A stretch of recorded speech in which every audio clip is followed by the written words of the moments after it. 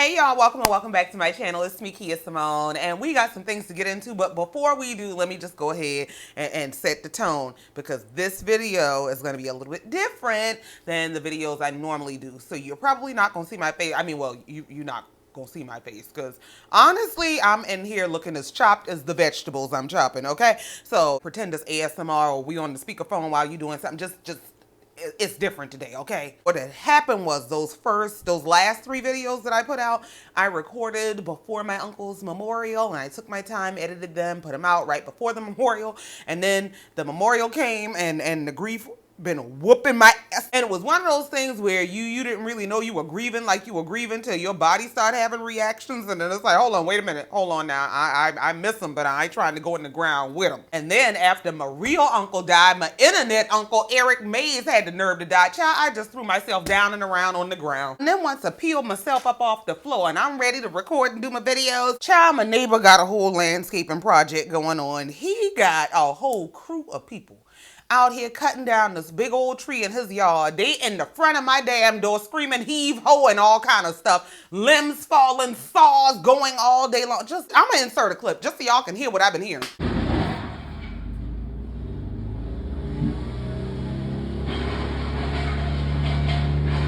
For hours on end, for days on end, but I ain't complaining, because this my neighbor who cuts my grass, so I ain't complaining.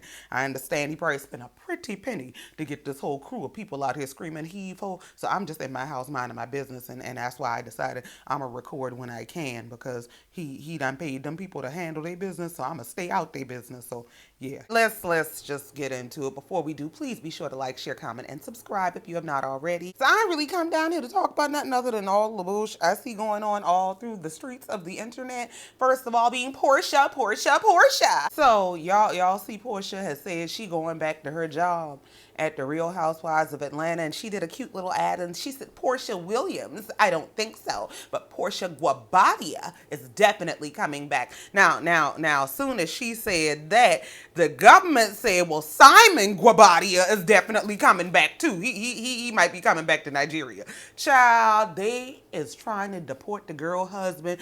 They ain't even got the paperwork off to the damn internet and the court of public opinion good before she done gone down to the court of law and filed for divorce. I said, now ain't this some shit? Not you trying to return the man to the sender.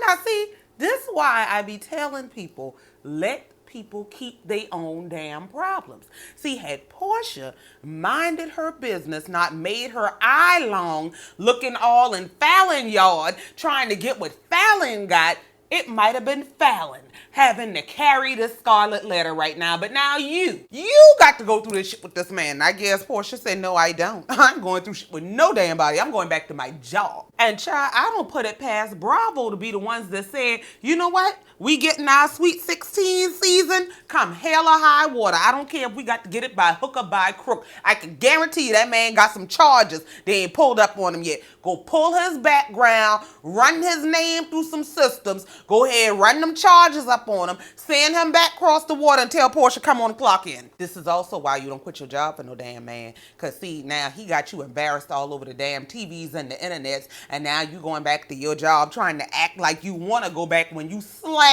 the resignation paperwork down on all your jobs. Porsha quit every job she's ever seen after she married that damn man. Shit. And see, I get that Porsha might have been tired of her job. She tired of people down the Bravo. We don't know what they dealing with on the back end, because Nene done come out and told us it's some absolute bullshit. I understand wanting a man to protect and provide. I get it. But you also don't just get to go out there on some guerrilla warfare shit, just snatching people man out their yard and their kitchen, but I need me a husband too. It don't work like that. Now see, you wanted what Fallon had so bad. Now you might have got a few extra dollars in your pocket, but you got a whole bunch of extra shame on your name. But Bravo said, don't worry about that. You can call us Big Daddy now. We got the check. Now me personally, I don't really care what hooks and crooks they use to get her back. I mean, as long as we gonna have a decent season next season, because this has been some bullshit. But moving on, that's as much of Porsha's business as I got into. I don't know what else she got going on, child. Y'all see they got this documentary out by Wendy Williams. Now, I'm going to tell you the truth. I ain't watched it yet. I don't even know if I'm going to watch it because,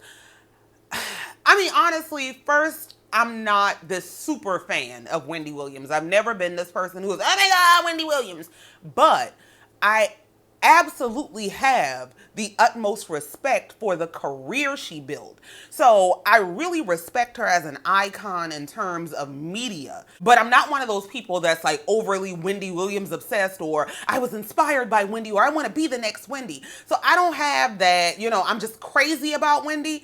But there's something about seeing her in the condition that they are displaying her in that is absolutely heartbreaking. I don't care who it is. I know some people will say, based on her career and the things she said and the energy she's put out, this is her karma, and it very well may be. I don't know. I don't run the karma department. I don't be issuing the orders. I don't know who, what, or when they send out. But just from a humane perspective, nobody wants to see a person literally degenerating, regardless of whether people think she deserves it or not. It's sad to see. Now, like I said, I didn't watch it. I'm probably not going to watch it. I have watched clips of it.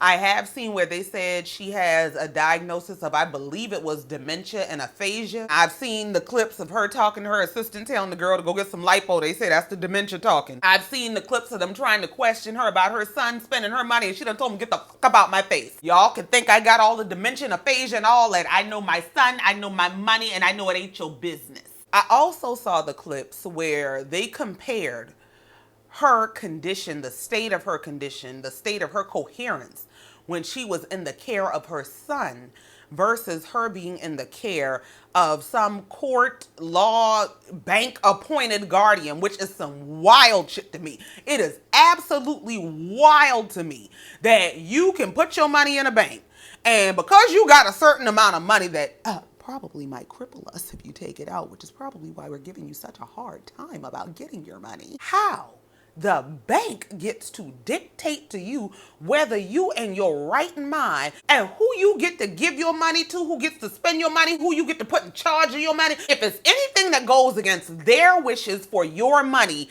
then you out your mind and you need a guardian. That is some wild shit to me. But the point I was making is she seemed so much healthier, so much more aware and coherent and happy when she was in the care of her son. And then we see these clips of her being paraded in the public by whatever guardians have been assigned to her, and she looks like she's barely holding on. Now, I don't know what the time lapse is between the videos. I don't know if there has been a progression of her condition between the videos, but I do know there is a stark difference in how she presents in the video with her son and in the video with all these wild strangers who got better ideas of how to spend and manage her money than she does. Her family is literally in the public crying out saying, listen, she needs to be in our care. She's better when she's in our care. We don't know whose care she's in. We don't know what's going on with her. It's absolutely insane to me that a bank can say, we're going to override your or your family's wishes for your financial management or your health management, and we will assign you a guardian and make all the decisions for you. Ain't no damn way. And hell, I got my own conspiracies about how she got to this state of condition anyway, because I believe some of that stuff Kanye be saying. I mean, low key, y'all can call him crazy, but you be knowing what you talking about. Kanye said y'all wouldn't put him on no damn medication so y'all can switch out the pills and he be Prince and Michael Jackson around this mother.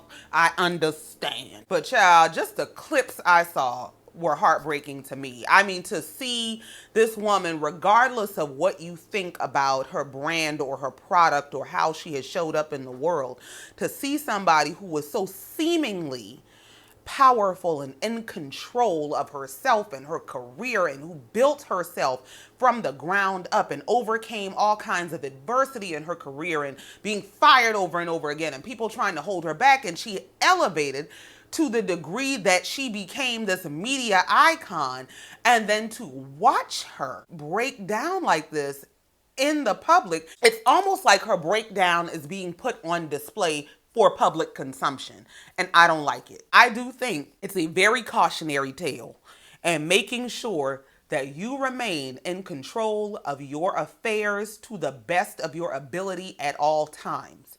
I think a lot of this is just my random opinion. I don't have no bunch of facts to back this up. This is just what I think. I think a lot of this loss of control started way, way, way back when Wendy started to relinquish control of her career to her husband. When it became, this man is more than just my life partner. He is going to run my life and build my career, and I'm just a little lady who's going to show up and do the job. I think that was the very beginning of what we're seeing today. But all in all, I do wish Wendy the absolute best. I believe health is wealth, and you can have all the money in the world, you can have all the things and the network and the friends and you can have all of that. But when your health starts to fail, that's like, Lord, my God, Jesus, I just pray for the lady. Moving on, I already mentioned that the late, great Eric Mays has gone on to glory, but I just had to take a second to honor the man, because when I tell y'all, it just was a double whammy to lose my real uncle and then my internet uncle, because when I tell you, Eric Mays reminds me of men in my family.